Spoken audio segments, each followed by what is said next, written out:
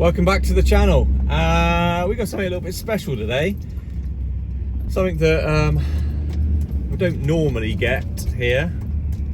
I'm going to play that little game again where I make you guess what it is. It's an 8.1 litre V10, 510 horsepower. It's American. It's a Dodge Viper truck.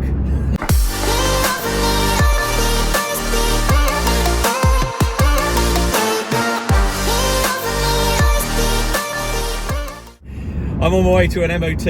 I don't usually do MOTs, but I make exceptions for cars like this, or trucks like this. So it's a Ram SRT10. It's bright red, it's leery as hell, and it's, well, yeah. It weighs 2.5 tons, I think, so power to weight's not great, but when you put your foot down,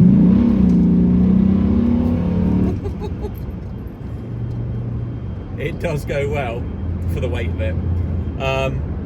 But because it's a truck, the rear end, it's got no weight over it at all. So the rear end is, yeah, it just disappears when you put your foot down. It wants to come around the front of the truck. But yeah, so yeah, it's not the best condition. Sorry, Murph. It is a cool truck. What I'm going to do, I'll take it for MOT, and if everything goes well and it passes, I'm going to go and take it to get cleaned, to get valeted, because it looks like he's been off-roading in it. I mean, this is a 35-40 grand truck and it doesn't look, it is coming in at some point for a bit of paint work, a bit of paint correction, a bit of detailing work under the bonnet, but yeah, so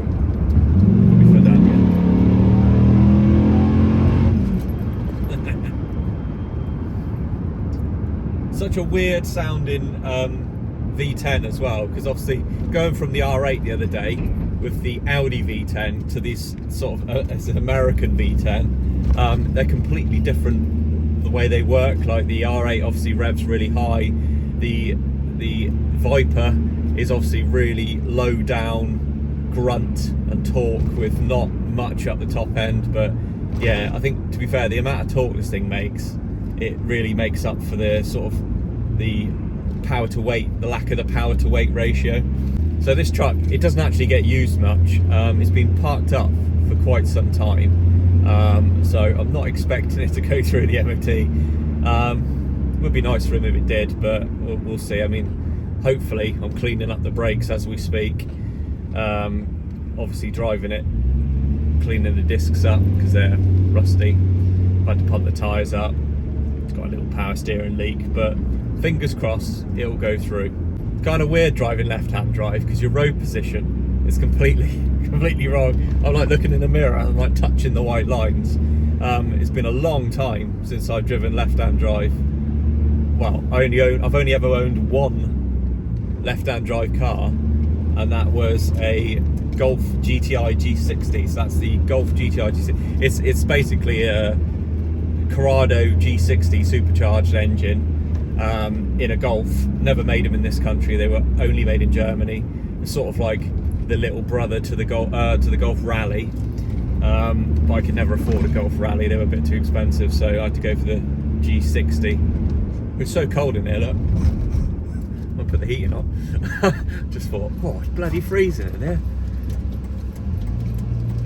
Yeah, so that was the last left-hand drive car I owned, and I always remember that was really difficult to drive because it was quite pokey. It had like 260 brake horsepower, but I couldn't ever overtake anything because I couldn't see. I always had to ask the passenger, oh, is it clear, can I go? And trust them to know if it's clear or not, but that's better. Whoa. So yeah, so it's a little bit weird driving this. You've got to be careful, and because it's so bloody wide, you know, it is, you've got to make sure you're hugging the curb because otherwise you're on the other side of the road. Anyway, off to the MOT and let's see how it gets on. So, it didn't pass. I didn't think it was going to pass. It didn't fail miserably. A couple of ball joints, some ball joint dust covers, power steering leak, which I knew about anyway. But yeah, all in all, not too bad. So I've got to go back to the workshop, fix those things and then retest. But as I'm out anyway and I'm on my way back and the car wash is on the way back to the workshop, I'm feeling a bit sorry for it, so I'm going to take it for a wash anyway.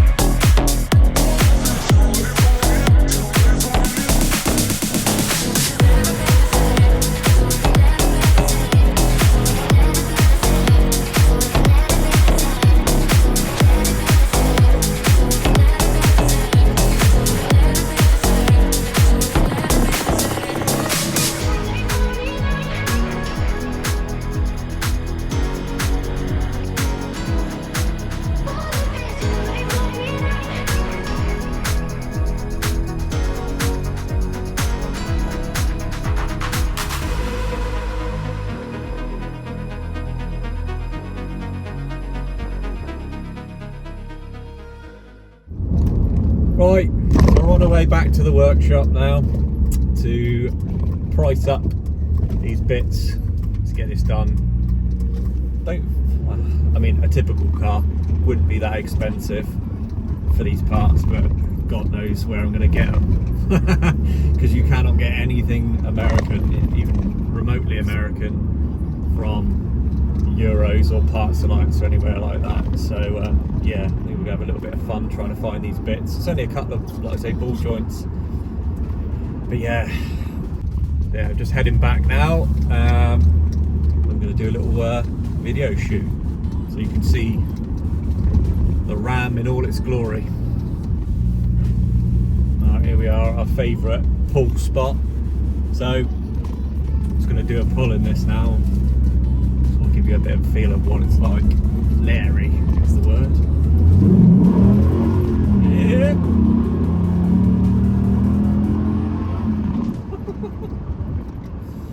Yeah. It's like I say, on the drive over, like I've already explained, it's not like super fast. It's just raw. It's nice and raw, and yeah, it just, you feel you've got full control over it. I mean, you have in the R8s, but like most cars these days, you feel really detached from when you're driving. This thing, you know exactly what's going to happen, you know exactly when it's going to let go, and it's easy to correct. So it's actually really fun to drive, and it looks like a right weapon as well. So I'll slow down a bit and do another pull.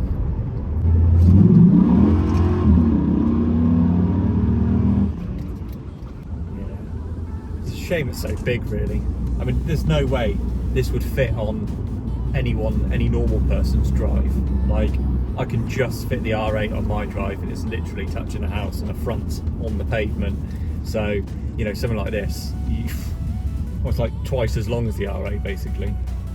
It's massive, because it's the double cab one as well, because I think, I'm not that up on American cars, but I think they do like a 2-door and a 4-door one.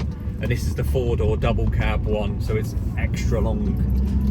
So yeah, even longer. So anyway, we're nearly back now, so we're gonna get on to doing a little video shoot, so enjoy.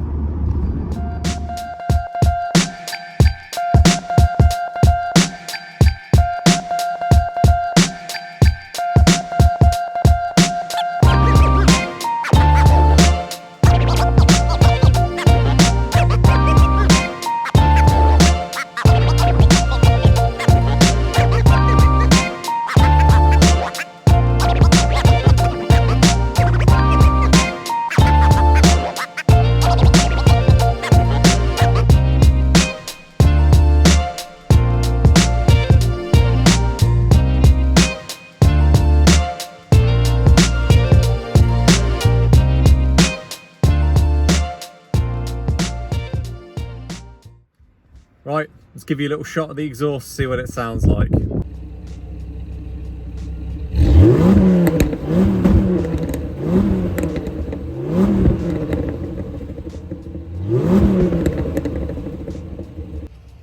I have actually spoke to the owner about the paintwork and stuff and the wheels and stuff like that, and he has said that at some point he will get it in and we can get stuck into it. I'm actually gagging to get my hands on this, but he's like, oh, you know, at the moment it's not important, I'm not too worried about it. But so we are going to get, I mean, stuff like this, like the wheels are just completely ruined, the calipers need repainting. I mean, it just needs a little bit of care. So yeah, a little bit of a on the spoiler, a little bit of paint, little bit of polish. I mean, in general, it's really clean. It just needs a little bit of TLC. It does live right by the sea, so can't expect too much of it. But yeah, it's held up all right, I think. Anyway, I thought everyone would like to sort of see this because it's interesting. It's not your regular Ford. It's not your regular Ford Fiesta. You know, it's something completely different, something that no one ever normally sees. So I thought I'd just do a little video on it. I will do anything else we get in that's like this. I'll do a video on it. Like I say, no one wants to see a bloody Ford Fiesta, do they? But a Dodge Viper engine truck, bit different.